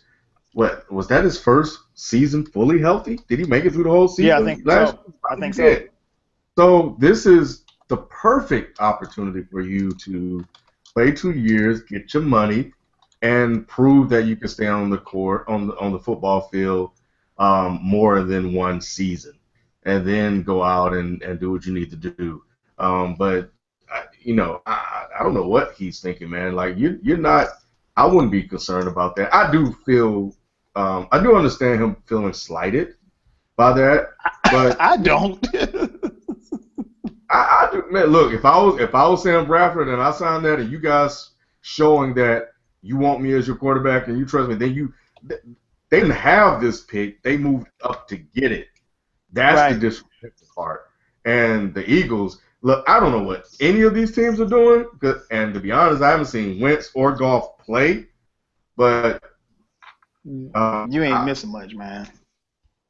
They don't look like Andrew Luck or Robert Griffin III to me. Well, when Robert Griffin III was good, coming out of college, so if they know something I obviously don't.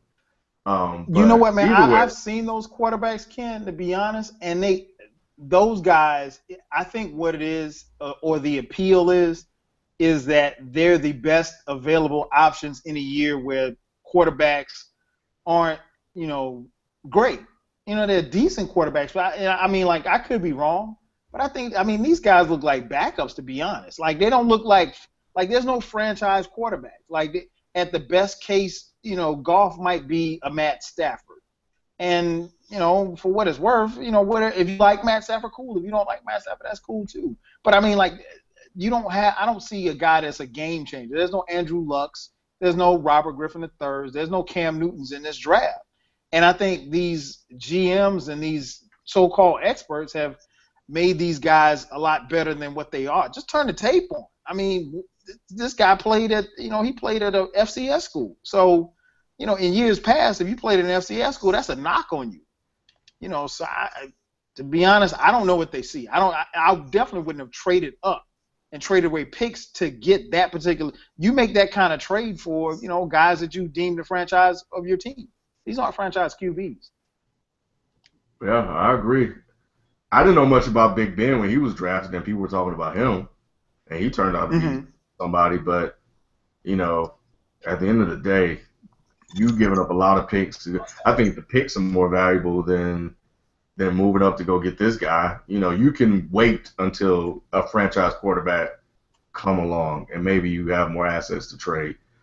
But, hey, look, what's the guy's name? Kelly? Kelly ruined that franchise, and the Eagles continue to make baffling moves even after he's gone. So we'll see what happens. But, man, Sam Bradford, just get your money, man. And if you lose, man, be like Robert Griffin, man. Sit on the sideline, kick your feet up, and get that money. And wait. Exactly. Get paid. You get paid to do nothing. Exactly. What about you, B, man? What do you think? What did you think when you heard that Sam Bradford was telling the Eagles that he wasn't going to come to work? And if he did come to work, they were going to have to trade him. I was like, man, what the heck has you proved in the NFL? Man, you talking like you got about 4 or 5 playoff wins, and you went to an NFC or AFC championship game. Like, what have you done? You know what I'm saying? Like, come on, dude, get out of here. Get out of here somewhere. You old made you made out of freaking. And as much as he been injured, yeah, it's like, what have you done for me lately? Not even lately. Just what have you done ever in your? What have you done? Period. Yeah, what have you done? Period. Except for your short stint in Oklahoma when you played in college. That you got. I still felt you was overrated and overhyped, and it's definitely showing because you have not lived up to what your potential should have been coming out as a college prospect.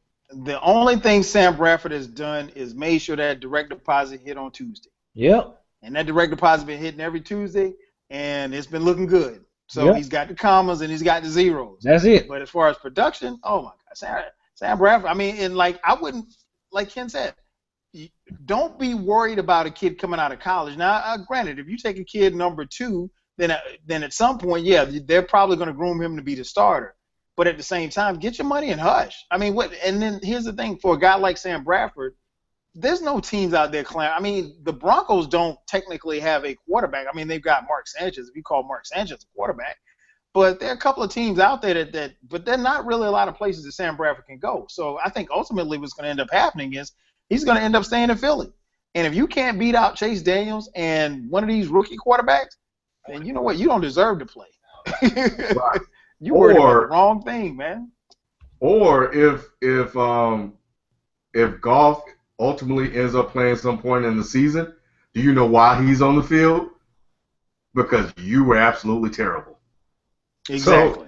So I don't what you worried about, bro? Because whether it's Goff or whether it's Chase Daniel, you were so bad they had to put somebody in other than you, and that is on you.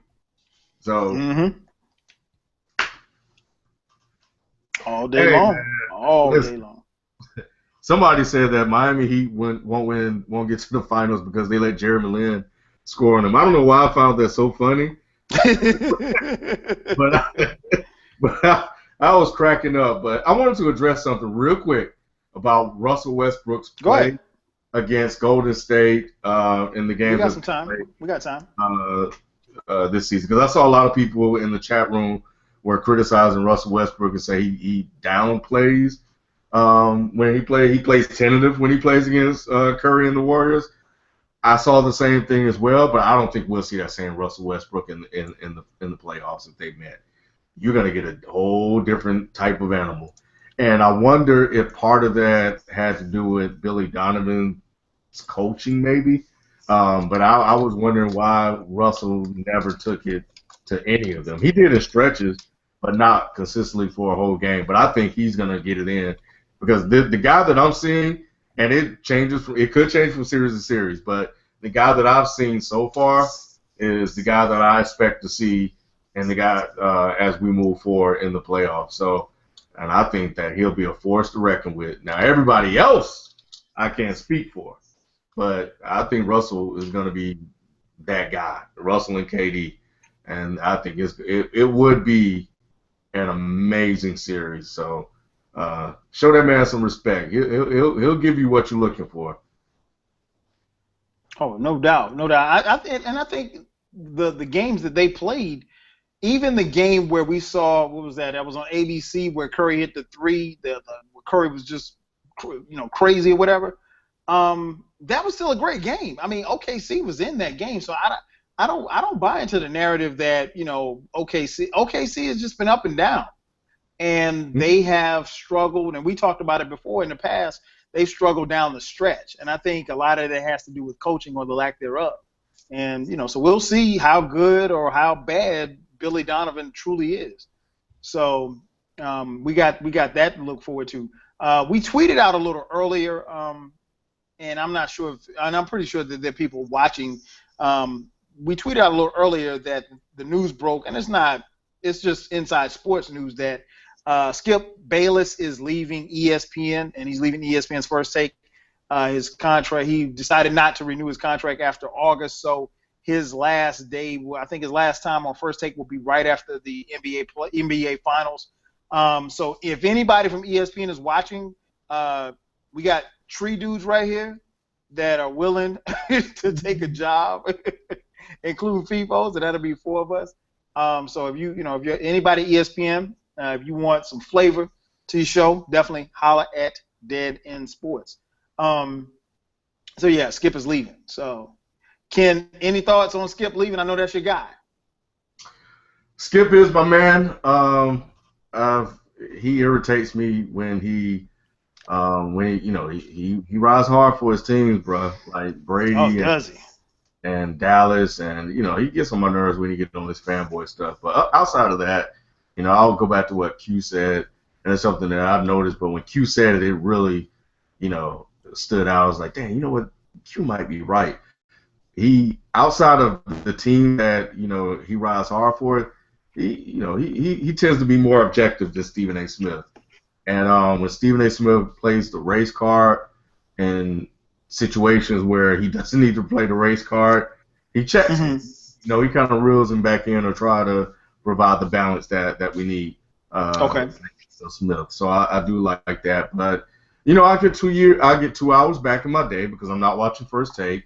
For those, I don't take First Take serious like that, but they do have insight and inside information that most other people have. They've been in this game for a minute and they have a lot of contacts.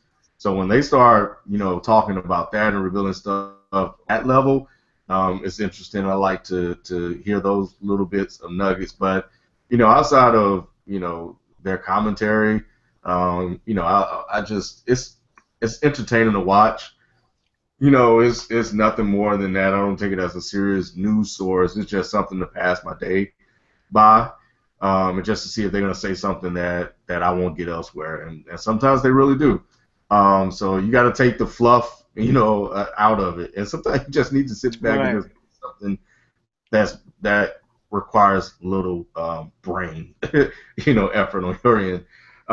But it was interesting because I think a couple of weeks ago I was watching this show and I was like, and Stephen A. was like, man, because of you, man, you leave, I leave.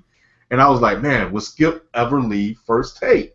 And how long can he continue to do this same thing? Because let's be perfectly honest, this is one thing I do dislike show. They rotate the same topics over and over and over again, and really bring the thing interesting. So that being said, and noticing that, I was like, how long can you continue to do that? Right. You know what I'm saying? After a while, it has to become boring, but they meet every day to figure it out. But yeah, I'm curious. I'm really, really curious to see what he does next. Because Colin has been killing it at FS1. I mean, he has total creative freedom over there. And what will Skip do when he's outside of the reins of ESPN? And they were going to pay him. They were going to pay him well to stay. But he's gone. And I think we're witnessing the end of ESPN, man. They're losing all of their celebrity names. Whatchamacallit passed away, and then what's my man? Why I'm drawing a blank. What's his name? My man's passed away. Stuart Scott, yeah. Stuart Scott passed away, and Tirico, he done everything. Mike Tirico's. Yeah, Mike Tirico, he was like the jack of all trades for them, and Brad Nesson. You said Mike Tirico is probably the reason why you want to watch Monday Night Football, because let's just keep it real. Since the NFL went to the Sunday night games on NBC, Monday Night Football had not gotten their share of good games, particularly as it gotten late into the season. Yeah. And I'll be honest, some of those Monday night games are hard to watch, Jack. So not having Tirico there, I can only imagine. Who are you gonna pair up with Gruden? You got to have somebody strong to pair up with John, because John Gruden can be annoying at times. Even though he's very informational, he can be annoying at times. You have to kind of like with Dick Vitale, you kind of got to take it with a grain of salt. I don't know how. That's crazy. You made me just think about something right there, B. That's crazy.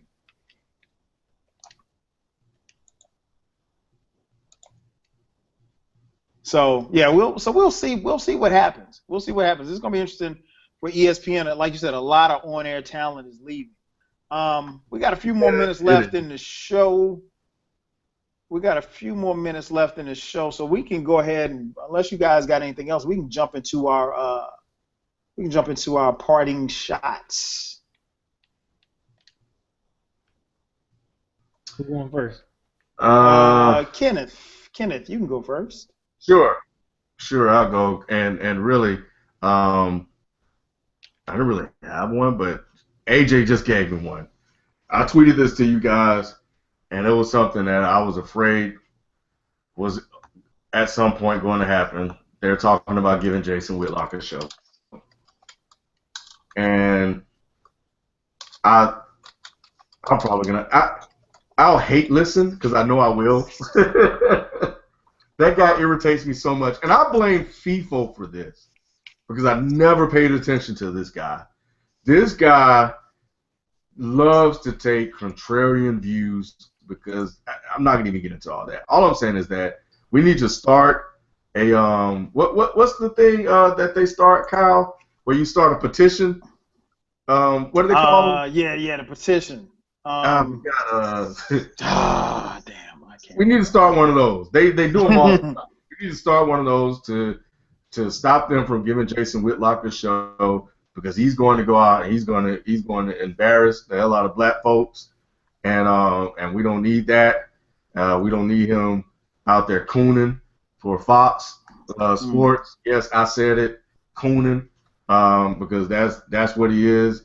When I look at him, he's a token, man. And we need better than that.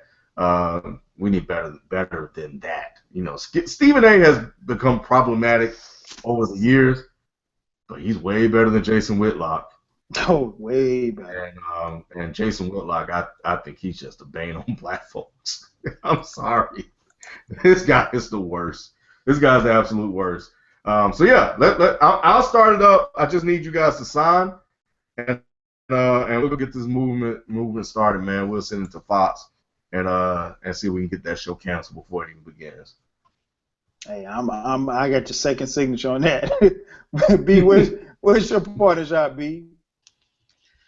I don't know if I got one. I guess I just want to say, proud of my Pistons. Glad that they showed that they play hard. Against the play really tough against the Cleveland Cavaliers, against the number one seed, the Goliath. And they welcomed all challenges. So they didn't back down at all, and it's just a good momentum going to the offseason. I hope Drummond right now, as we speak, is working on. I hope he work on free throws all freaking summer long, because if he can at least go from a 38% shooter to like a 52, 53, which is still bad, but if he can at least get into the upper 50s, that'd be good.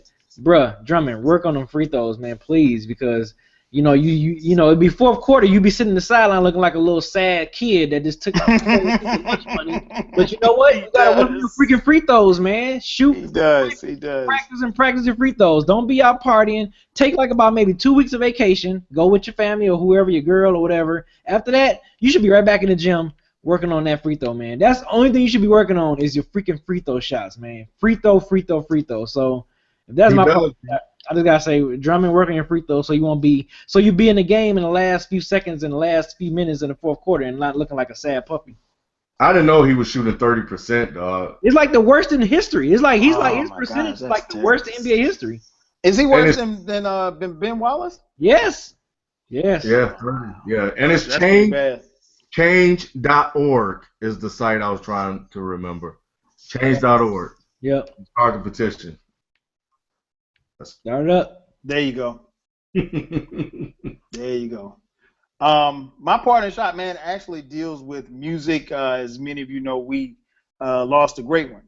Prince died last week at the age of 57. I can't really go into a lot of words as to how big a musical influence Prince was.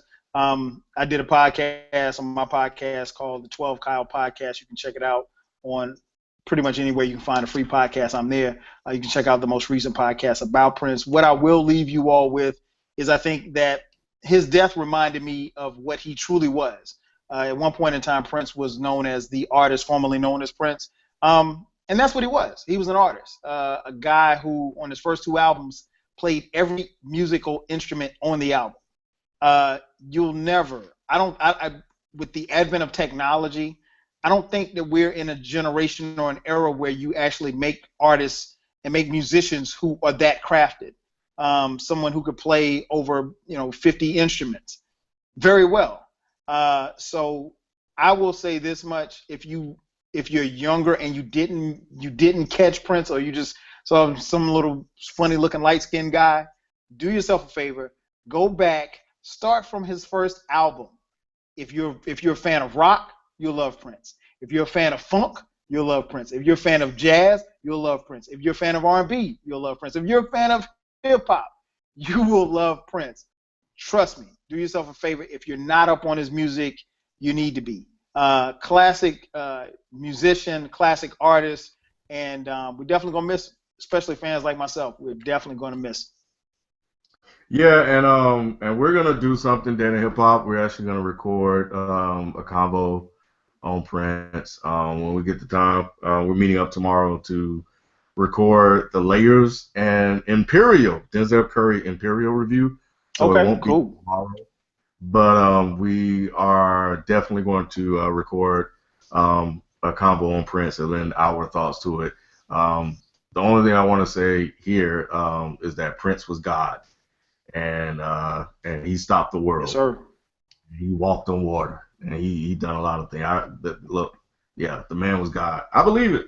I've seen it firsthand. The nigga appeared out of nowhere at the concert.